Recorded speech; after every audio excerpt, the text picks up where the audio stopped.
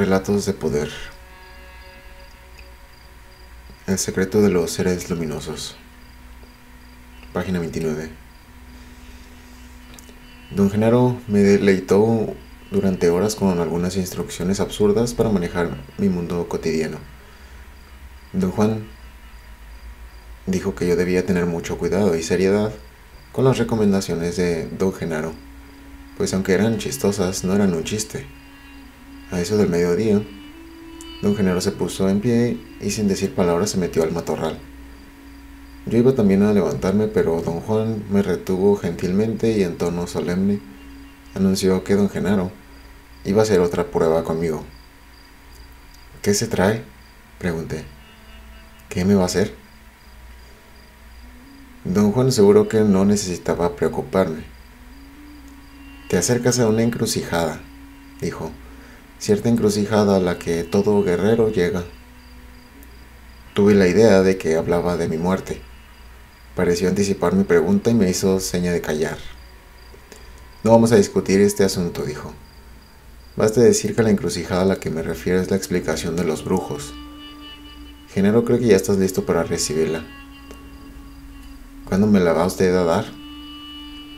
No sé cuándo. Tú eres el que la va a recibir, por lo tanto depende de ti. Tú decidirás cuándo. ¿Qué tal ahora mismo? Decidir no significa escoger un momento arbitrario, dijo. Decidir no significa escoger un momento arbitrario, dijo. Decidir significa que has puesto tu espíritu en orden impecable y que has hecho todo lo posible por ser digno del conocimiento y del poder. Pero hoy debes resolverle a Genaro una adivinanza que te va a altar. Se nos ha adelantado y nos va a esperar por ahí en el matorral. Nadie sabe el sitio donde estará ni la hora específica de ir a verlo.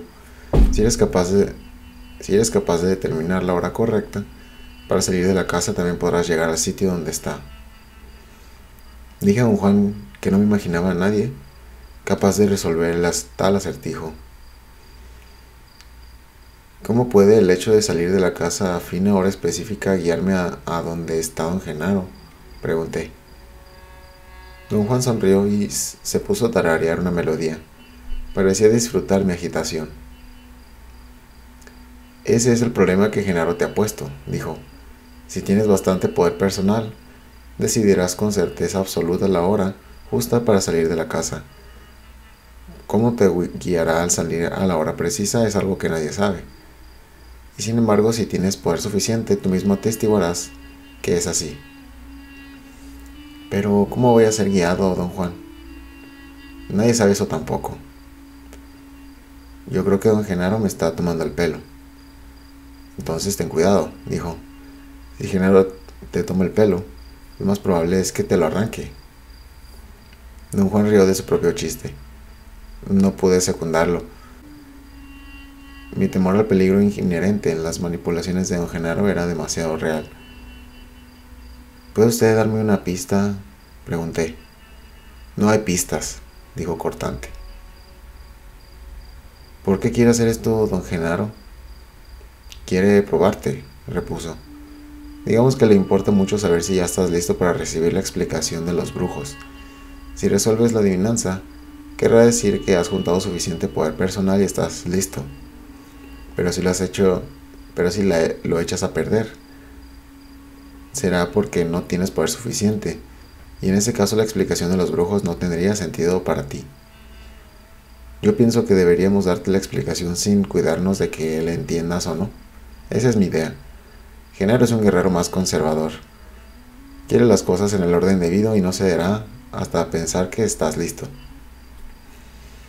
¿Por qué usted no me habla por su cuenta de la explicación de los brujos? Porque Genaro debe ser quien te ayude. ¿Por qué es así, don Juan? Genaro no quiere que te diga por qué, dijo. Todavía no. ¿Y me perjudicaría conocer la explicación de los brujos?, pregunté. Yo creo que no. Entonces, don Juan, dígamela, por favor. No le hagas. Genaro tiene ideas precisas sobre este asunto y debemos observarlas y respetarlas. Hice un gesto imperativo de callarme. Tras una larga pausa y desesperadamente, aventuré una pregunta. «¿Pero cómo puedo resolver esta adivinanza, don Juan?» «De veras no lo sé. Por eso no puedo aconsejarte», dijo. «Genaro es muy eficaz. Planeó la adivinanza nada más para ti, puesto que lo está haciendo para beneficiarte. Él está entonado solo contigo, por lo tanto, solo tú puedes escoger la hora justa para salir de la casa. Él mismo te llamará y te guiará por medio de su llamada». «¿Cómo será su llamada?» «Eso yo no lo sé. Su llamada es para ti, no para mí. Te topará directamente en tu voluntad. En otras palabras, debes usar tu voluntad para saber cuál es su llamada». Genaro siente la necesidad de asegurarse de que el poder personal que has juntado hasta hoy en día es lo suficiente para convertir tu voluntad en una unidad que funcione. Voluntad era otro concepto que don Juan había delineado con gran cuidado, pero sin aclararlo. Yo había entendido a través de sus explicaciones que la voluntad era una fuerza emanada de la región umbilical a través de una abertura invisible debajo del ombligo, abertura a la cual llamaba boquete. Se alegaba que solo los brujos cultivaban la voluntad, les llegaba envuelta en el misterio y les daba la capacidad de realizar prodigios extraordinarios. Comenté a don Juan que no había posibilidad de que algo tan vago pudiera ser una unidad funcional en mi vida. «Allí es donde te equivocas», dijo. «La voluntad se desarrolla en un guerrero pese a toda la oposición de la razón». «¿No puede acaso don Genaro, siendo brujo, saber, sin ponerme a prueba, si estoy listo o no?», pregunté. «Por supuesto que puede», dijo. «Pero ese conocimiento no te será de valor ni consecuencia alguna, porque nada tiene que ver contigo. Tú, y no Genaro, eres el que está aprendiendo y por lo tanto, tú mismo debes reclamar el conocimiento como poder. A Genaro no le interesa un comino saber qué él sabe, pero sí le interesa saber que tú sabes. Tú debes descubrir si tu voluntad trabaja o no. Este es un asunto muy difícil de aclarar. Pese a lo que Genaro o yo sepamos de ti, tú debes comprobar por ti mismo que estás en la posición de reclamar el conocimiento como poder. En otras palabras, tú mismo debes convencerte de que puedes ejercer tu voluntad. Si no estás convencido, hoy te convencerás. Pero si no puedes llevar a cabo esta tarea, Genaro sabrá que a pesar de todo lo que él ve en ti, no estás listo todavía. Experimenté una aprehensión abrumadora. ¿Es necesario todo esto?, pregunté. «Esto es lo que Genaro pide y esto es lo que se debe obedecer», dijo en tono firme pero amistoso. «¿Pero qué tiene don Genaro que ver conmigo?». «Puede que a lo mejor hoy lo sepas», dijo sonriendo. Imploré a don Juan sacarme de esa situación intolerable y explicar toda la misteriosa conversación. Riendo me dio palmadas en el pecho e hizo un chiste sobre un levantador de pesas mexicano que tenía enormes músculos pectorales, pero no podía hacer trabajos físicos pesados porque tenía la espalda débil. «Cuide esos músculos», dijo. «No deben ser nada más para lucir». «Mis músculos no tienen nada que ver con lo que estaba usted diciendo», respondí belicoso. «¿Cómo no?», dijo. «El cuerpo tiene que estar perfecto antes de que la voluntad funcione como una unidad». Don Juan había desviado una vez más la dirección de mis averiguaciones. Me sentí inquieto y frustrado. Me levanté y fui a la cocina a beber agua. Don Juan me siguió y sugirió que practicase el rebuzno que don Genaro me había enseñado. Fuimos a un lado de la casa, me senté en una pila de leña y me di a reproducirlo. Don Juan hizo algunas correcciones y me dio instrucciones sobre mi respiración. El resultado fue una relajación física completa. Regresamos a la ramada y tomamos asiento nuevamente. Le dije que a veces me irritaba conmigo mismo por ser tan indefenso. «No hay nada malo en sentirse indefenso», dijo. «Todos nosotros nos sentimos así. Acuérdate que hemos pasado una eternidad como niños indefensos. Como ya te lo he dicho en estos momentos, eres como un niño que no puede salirse solo de la cuna, y mucho menos actuar por su cuenta. Genaro te saca de tu cuna, pues, digamos, levantándote de los sobacos. Un niño quiere actuar y como no puede, se queja. No hay nada malo en eso, pero darse por entero a lamentos y protestas es otro asunto. Me exigió conservar la calma. Sugirió que le hiciera preguntas un rato mientras pasaba a un mejor estado mental. Durante un momento perdí el hilo y no supe qué preguntar. Don Juan desenrolló un petate y me indicó sentarme en él. Luego, lleno de agua, un guaje grande, lo puso en una red portadora. Parecía prepararse para un viaje. Volvió a sentarse y con un movimiento de cejas me instó a iniciar el interrogatorio. Le pedí que me hablara más de la polilla. Me escudriñó con una larga mirada y chasqueó la lengua. Eso era un aliado, dijo, tú lo sabes. ¿Pero qué es en realidad un aliado, don Juan? No hay manera de saber lo que es exactamente un aliado, así como no hay tampoco manera de saber lo que es exactamente un árbol. Un árbol es un organismo viviente, dije. Eso no me dice mucho, respondió. Yo también puedo decir que un aliado es una fuerza, una tensión. Eso ya te lo he dicho, pero eso no dice mucho sobre el aliado. Igual que en el caso de un árbol, el único modo de saber lo que es un aliado es experimentándolo. Por años enteros he luchado por prepararte para el interesantísimo encuentro con un aliado.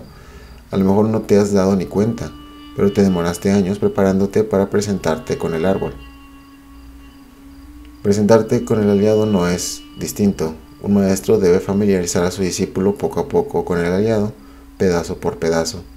En el curso de los años has guardado una gran cantidad de conocimiento al respecto, y ahora eres capaz de armar todo ese conocimiento para vivir al aliado del mismo modo en que vives al árbol. No tengo idea de estar haciendo eso, don Juan. Tu razón no se da cuenta, porque para empezar no acepta la posibilidad del aliado. Por fortuna no es la razón lo que arma el aliado, es el cuerpo. Tú has percibido el aliado en muchos estados y en muchas ocasiones. Cada una de esas percepciones fue guardada en tu cuerpo. La suma de todos esos pedazos es el aliado. Yo no conozco otra manera de describirlo.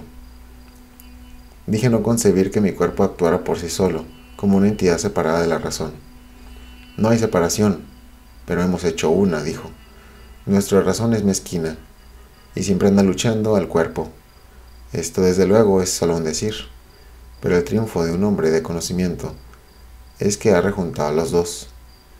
Como tú no eres hombre de conocimiento, tu cuerpo hace ahora cosas que tu razón no puede comprender.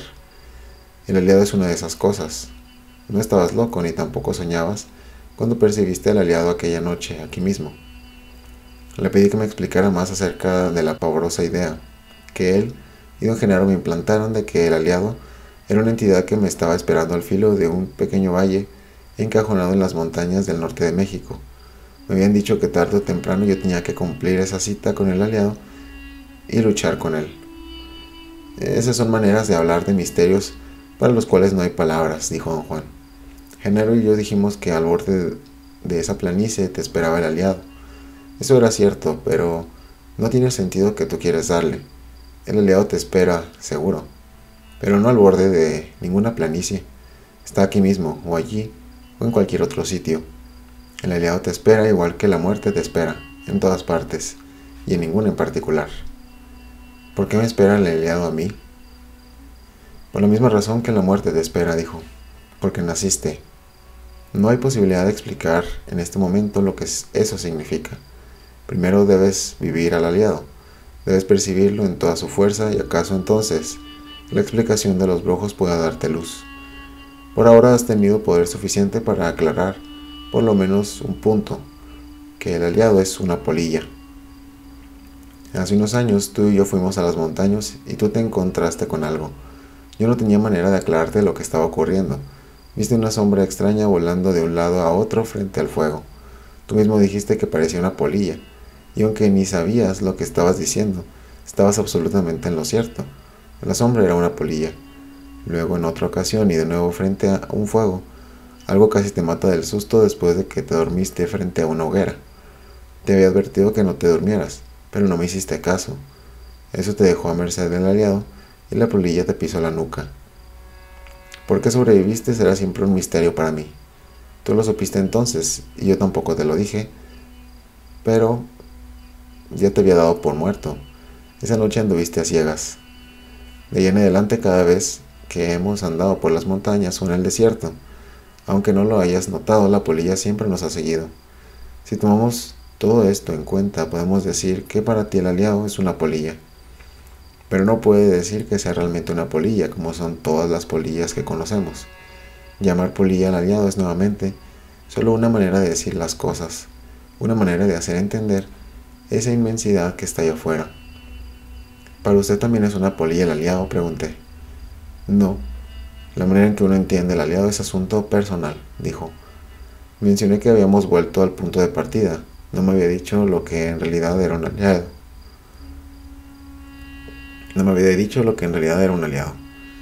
No hay necesidad de confundirse, dijo. La confusión es un sentimiento en el que uno se mete, pero también uno puede salirse de él. En este momento no hay modo de dar aclaraciones. A lo mejor hoy más tarde podremos considerar en detalle estos asuntos. Depende de ti, o más bien, depende de tu poder personal. Rehusó decir una palabra más. Me preocupé mucho con el temor de fallar en la prueba. Don Juan me llevó atrás de su casa y me hizo sentarme en un petate al borde de una zanja de riego. El agua se movía tan despacio que casi parecía estancada. Me ordenó estarme quieto, cesar mi diálogo interno y mirar el agua. Dijo haber descubierto años antes que yo tenía cierta afinidad con las masas de agua, un sentimiento de lo más conveniente para las empresas en que me hallaba envuelto. Arguí que yo no tenía particular afición a las masas acuáticas, pero tampoco me disgustaban. Dijo que precisamente por eso el agua era benéfica para mí. Me es indiferente. En situaciones tensas que requerían esfuerzo máximo, el agua no podía atraparme, pero tampoco rechazarme. Se sentó un poco atrás de mí a mi derecha y me aconsejó dejarme ir sin miedo, porque él estaba allí para ayudarme si había necesidad. Tuve un momento de temor. Lo miré esperando otras instrucciones. Tomó mi cabeza y la volvió hacia el agua ordenándome proceder.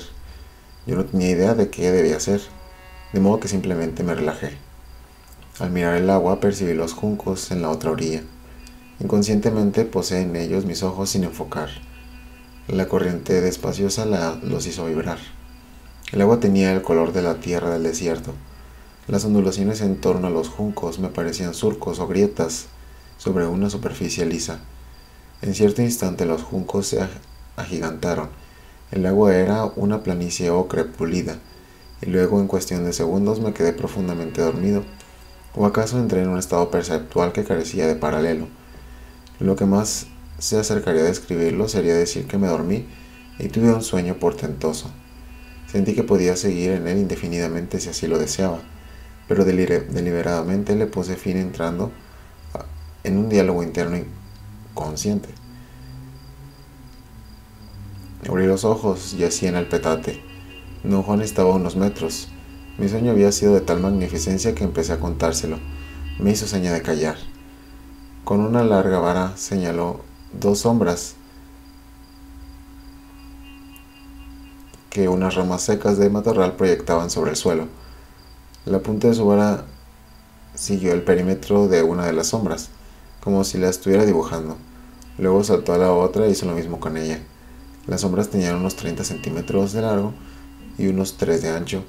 Distaban entre sí 12 o 15. El movimiento de la vara me hizo desenfocar los ojos y me hallé mirando. A lo visco 4 sombras largas. De repente las dos de en medio se juntaron en una y crearon una extraordinaria percepción de profundidad. Había cierta inexplicable redondez y volumen en las sombras y forma.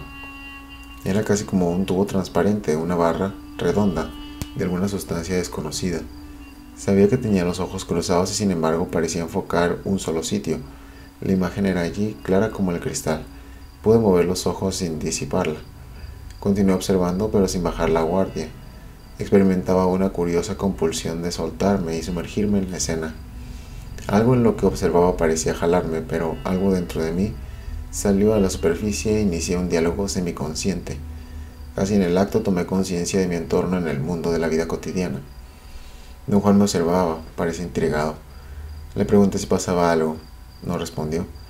Me ayudó a sentarme, solo entonces advertí que yo había estado de espaldas mirando el cielo y que don Juan había estado inclinado casi sobre mi rostro. Mi primer impulso fue decirle que había visto las sombras en el piso mientras miraba el cielo, pero me puso la mano en la boca. Estuvimos un rato en silencio. Yo no tenía pensamientos. Experimentaba una exquisita sensación de paz y luego abruptamente tuve un impulso irrefrenable de pararme e ir al chaparral en busca de don Genaro. Hice un intento de hablar a don Juan. Él sacó la barbilla y torció los labios en un mandato mudo de callar. Traté de evaluar mi predicamento en forma racional, sin embargo, disfrutaba tanto mi silencio que no quería molestarme con consideraciones lógicas. Tras una pausa momentánea sentí de nuevo el deseo imperioso de adentrarme en el matorral. Seguí una vereda. Don Juan iba a la zaga, como si yo fuera el guía. Caminamos cosa de 1 hora. Logré permanecer sin pensamientos. Luego llegamos a un cerro. Don Genaro estaba allí sentado cerca de la cima de un farallón. Me saludó efusivamente a gritos, pues se llevaba a unos 15 metros del suelo. Don Juan me hizo tomar asiento y se sentó junto a mí. Don Genaro explicó que yo había hallado el sitio donde me esperaba porque él me guió con un sonido que hizo. Apenas pronunció esas palabras me di cuenta de que en verdad había estado oyendo un sonido peculiar que creí ser un zumbido en mis oídos. Había parecido más bien un asunto interno, una condición corporal, un sentimiento del sonido que por indeterminado escapaba a la evaluación y las interpretaciones conscientes. Creí que don Genaro tenía un pequeño instrumento en la mano izquierda. Desde el lugar donde me hallaba, no lo distinguía claramente. Parecía un berimbau. Con él producía un sonido suave y extraño que era prácticamente indiscernible. Siguió tocando un momento, como dándome tiempo para enterarme por completo de lo que me había dicho. Luego me mostró la mano izquierda, estaba vacía. No tenía en ella ningún instrumento. No había tenido la impresión de que tocaba algo por la forma en que se llevó la mano a la boca. De hecho, producía el sonido con los labios y con el borde de la mano izquierda entre el pulgar y el índice. Me volví hacia don Juan para explicarle que me habían engañado los movimientos de don Genaro. Él hizo un ademán rápido y me dijo que no hablara y prestase mucha atención a lo que don Genaro hacía. Me volví a mirar a don Genaro, pero ya no estaba allí. Pensé que había descendido. Esperé unos momentos a que emergiera entre las masas. La roca donde había estado era una formación peculiar, algo así como un gran reborde en la cara del farallón. No le quité la vista de encima más que algunos segundos. Si hubiera ascendido, lo habría visto antes de que llegara a la cima del farallón. Si hubiera bajado, también hubiera sido visible desde donde me hallaba. Pregunté a don Juan dónde estaba don Genaro. Repuso que seguía de pie en el reborde. Hasta donde yo podía juzgar no había nadie allí, pero don Juan insistió una y otra vez en que don Genaro seguía en la roca. No parecía bromear, sus ojos eran fijos y fieros. Dijo en tono cortante que mis sentidos no eran la avenida correcta para apreciar lo que don Genaro hacía. Me ordenó parar mi diálogo interno. Pugné un momento y empecé a cerrar los ojos. Don Juan se loció hacia mí y me sacudió por los hombros. Susurró que yo debía mantener la vista en el reborde. Me sentía soñoliento y oía las palabras de don Juan como si llegasen de muy lejos. Automáticamente miré el reborde. Don Genaro estaba allí de nuevo. Eso no me interesaba. Noté a media conciencia que me resultaba muy difícil respirar, pero antes de que pudiese pensar algo al respecto, don Genaro saltó a tierra. Eso tampoco captó mi interés. Se acercó y me ayudó a levantarme, sosteniéndome el brazo. Don Juan me asió el otro, entre los dos me levantaron. Luego solo don Genaro me ayudaba a caminar. Me susurró al oído algo que no entendí, y de pronto sentí que me había jalado mi cuerpo de alguna manera extraña. Me agarró, por así decirlo, de la piel del estómago, y me subió al reborde o quizás a otra roca. Yo podría haber jurado que era el reborde, sin embargo la fugacidad de la imagen me impidió evaluarla en detalle.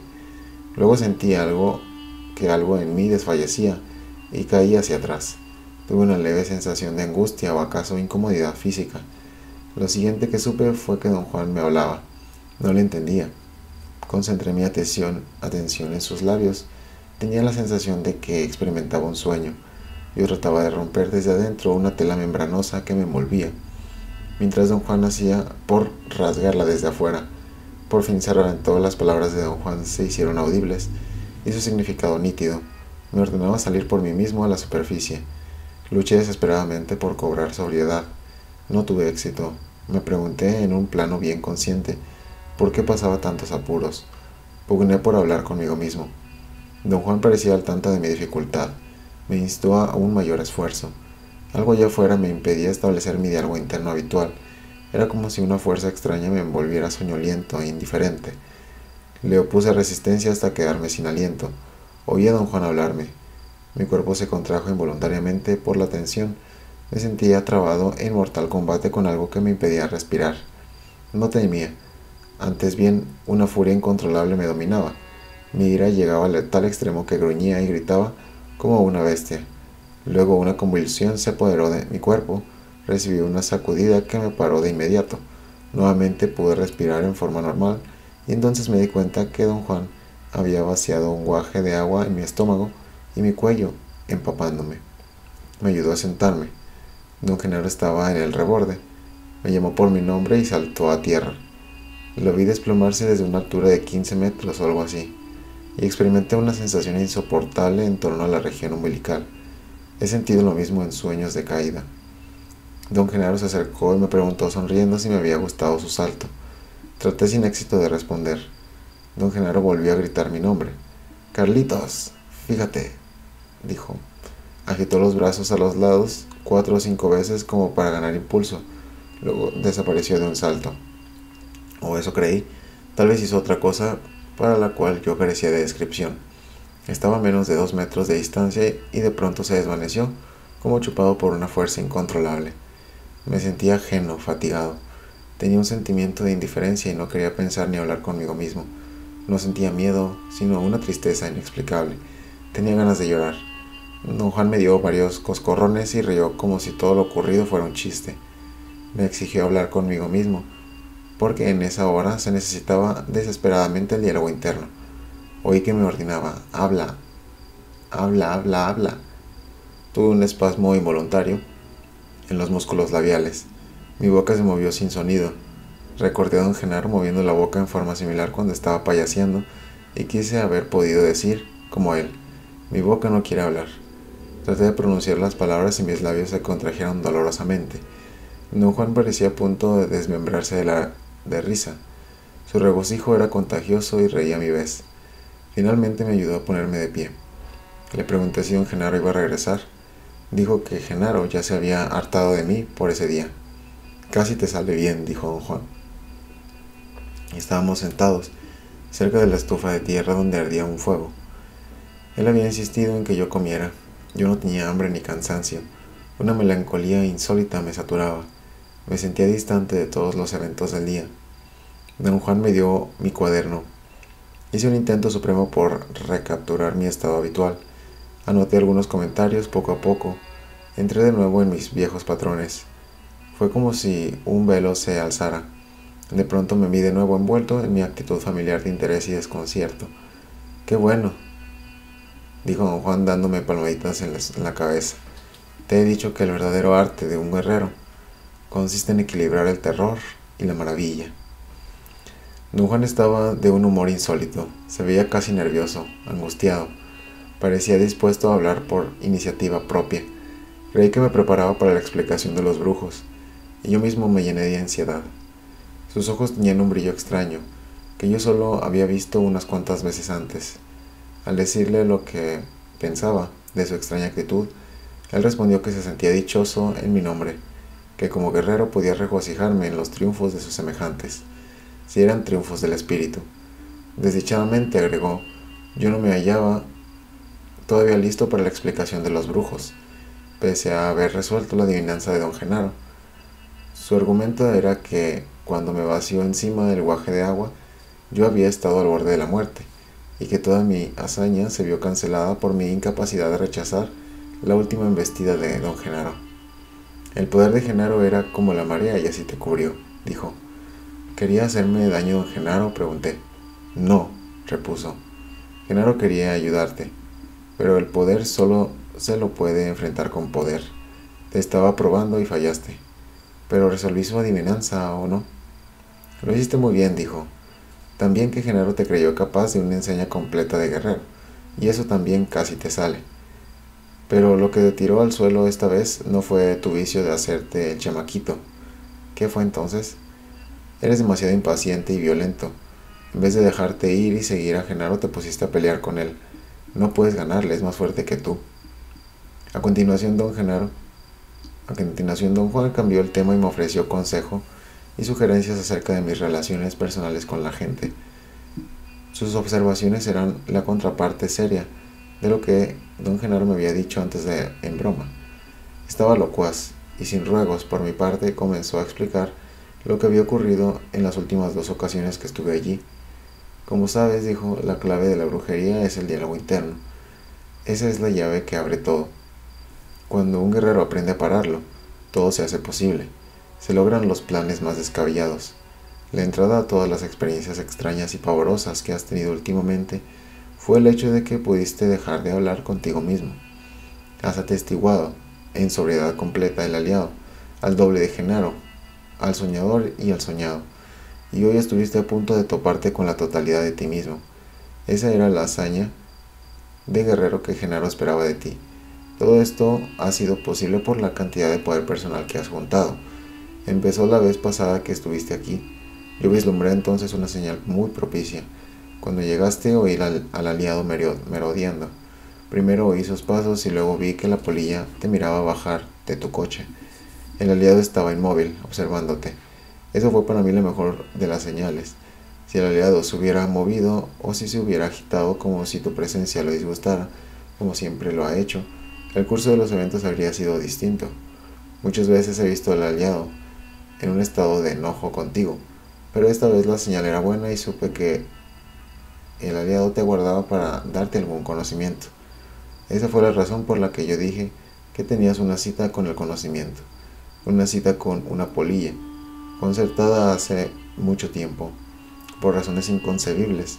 Para nosotros el aliado escogió la forma de una polilla para manifestarse ante ti. Pero usted me ha dicho muchas veces que el aliado carecía de forma y que uno solo podía juzgar sus efectos, dije.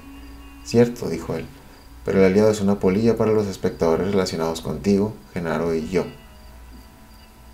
Para ti, el aliado es solo un efecto, una sensación en tu cuerpo o un sonido, o el polvo dorado del conocimiento.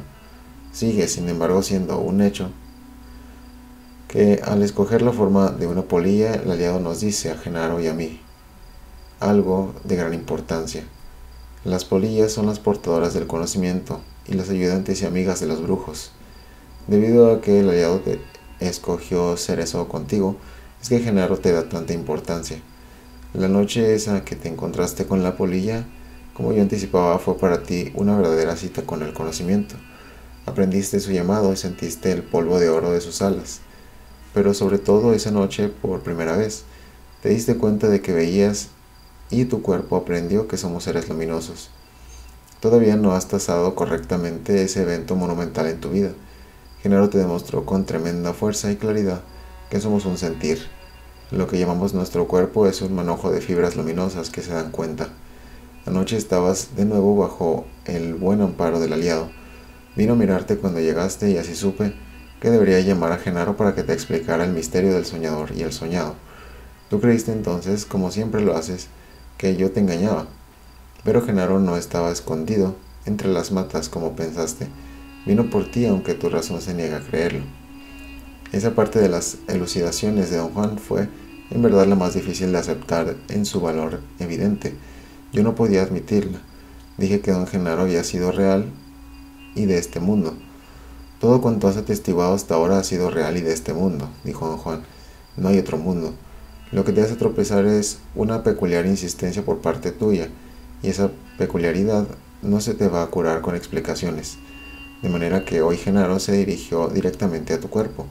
Un examen cuidadoso de lo que hiciste hoy te revelará que tu cuerpo supo juntar las cosas en una forma digna de alabanza. De algún modo te moderaste y no te diste a tus visiones junto a la zanja.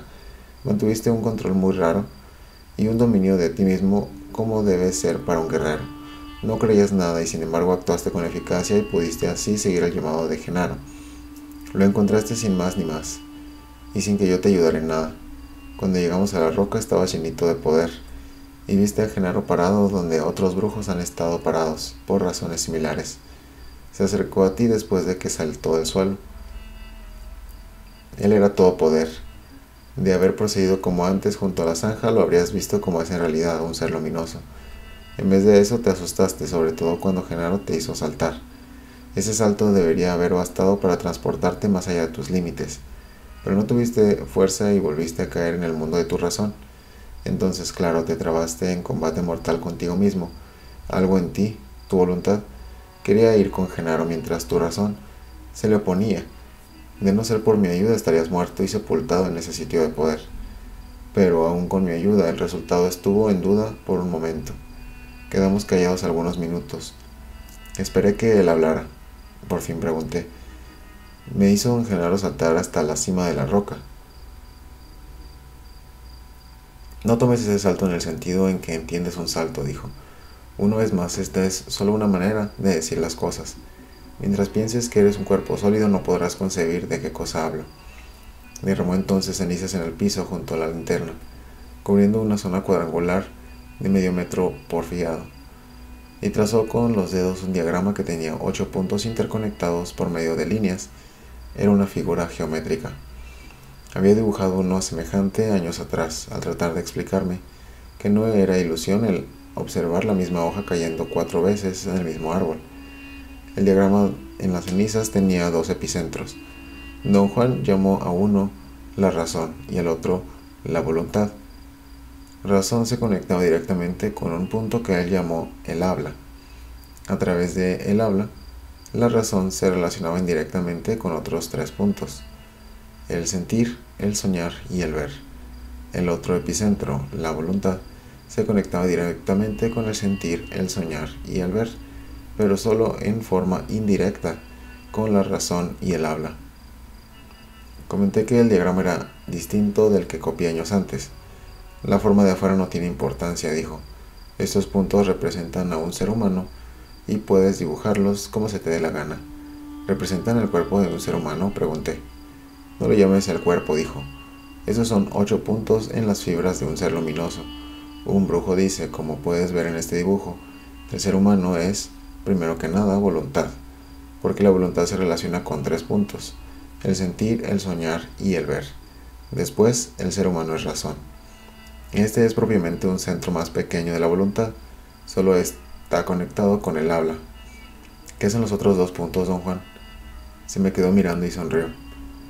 Ahora eres ya mucho más fuerte que la primera vez que hablamos de este diagrama, dijo, pero todavía no eres lo bastante fuerte para conocer todos los 8 puntos. Genaro te hablará algún día de los otros 2. ¿Tiene todo el mundo esos 8 puntos o solo los brujos?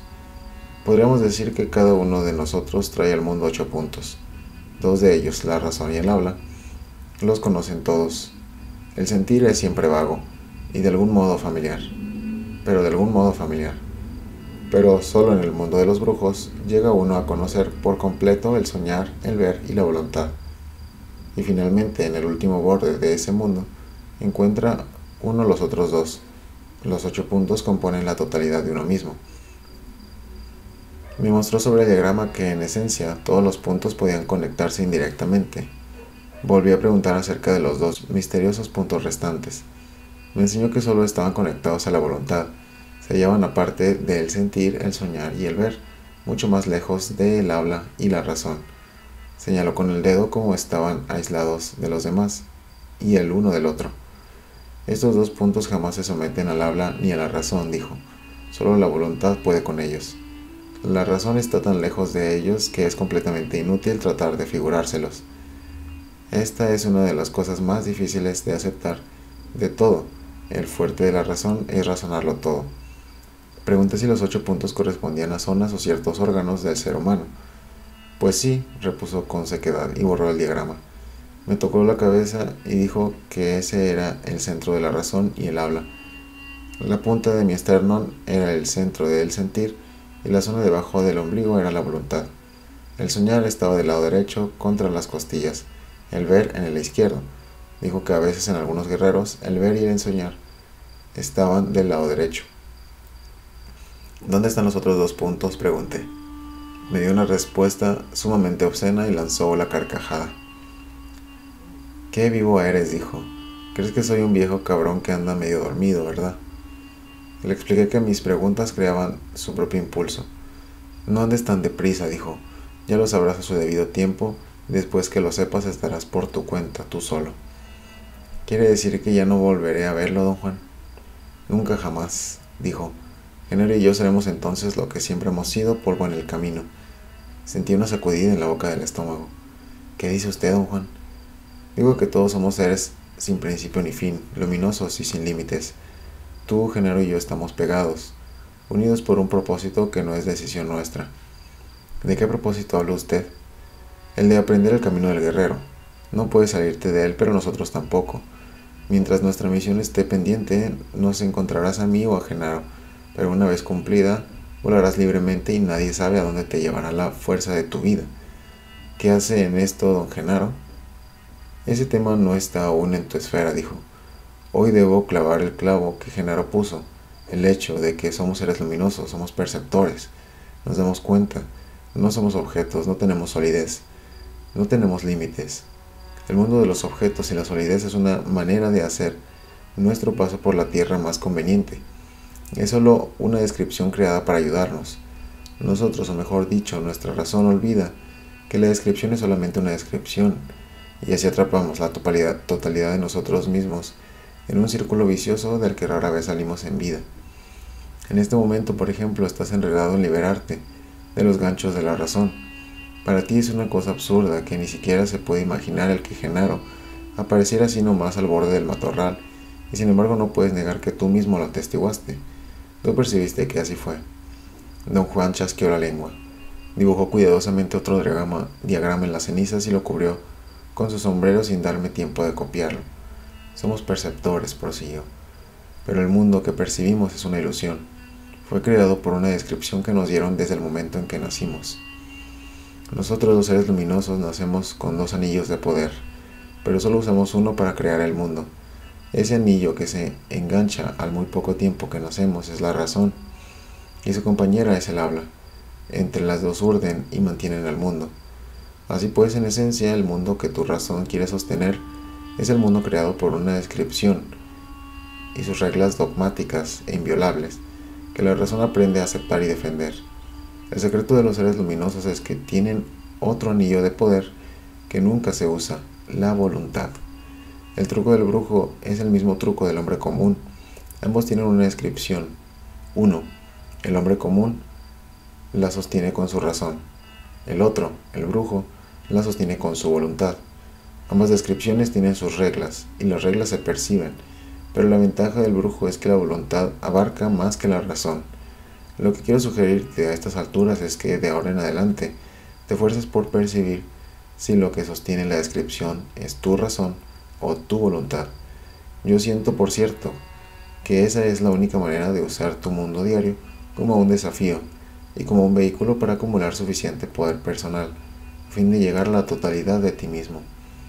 A lo mejor la próxima vez que vengas tendrás lo bastante. De todos modos, espera hasta que sientas, como sentiste hoy junto a la zanja, que una voz interna te dice que lo hagas. Si vienes con cualquier otro espíritu, será una pérdida de tiempo y un peligro para ti.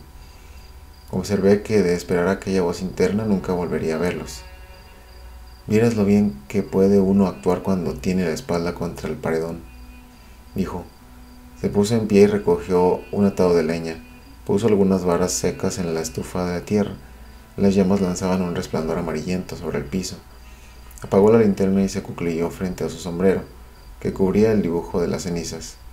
Me ordenó estar en calma, cesar mi diálogo interno y mantener los ojos en el sombrero. Me esforcé unos momentos y luego tuve la sensación de flotar, de caer desde un acantilado. Era como si nada me soportase, como si no me hallara sentado ni tuviese cuerpo.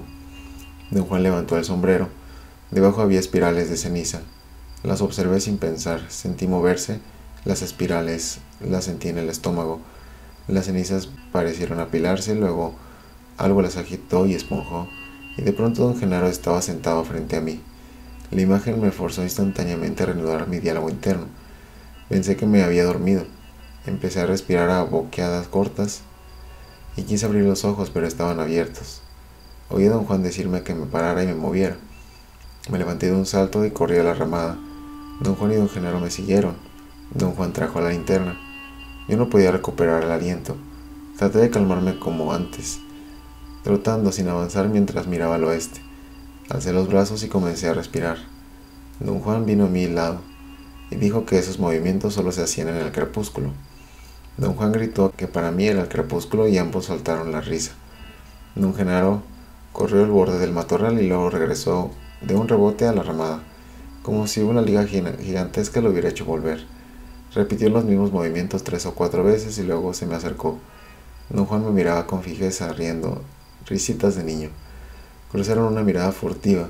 Don Juan dijo a don Genaro en voz alta que mi razón era peligrosa y que podía matarme si no le daba la razón. «Por Dios santo», exclamó don Genaro con voz rugiente, «dale la razón a su razón». Dieron de saltos riendo como dos niños. Don Juan me hizo sentar bajo la linterna y me dio mi cuaderno. «Hoy sí que te estábamos tomando el pelo», dijo en tono conciliador. «No tengas miedo». Genaro estaba escondido ahí debajo de mi sombrero.